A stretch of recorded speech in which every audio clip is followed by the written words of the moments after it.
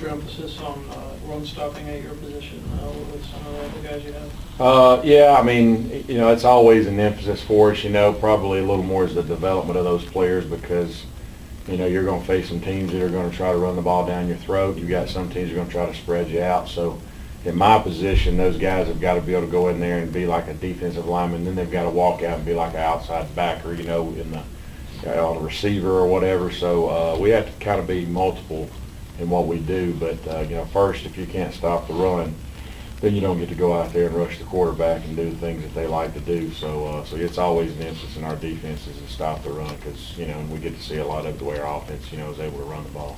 Coach, you thought about, how you guys have to kind of walk up in the line of scrimmage, be defensive linemen, and kind of play that role at times. You were talking with Lorenzo last week, and he was talking about how the communication between the defensive linemen and linebackers is so crucial in this defense. How do you feel like with losing some guys there, having to play some young guys there on the defensive line, how do you feel like that communication is going right now? Do you feel like you're on the same page? It's like learning a new language. You're going to go in, and some words are going to be easy to learn. Some are going to be foreign to you. It's going to take you time.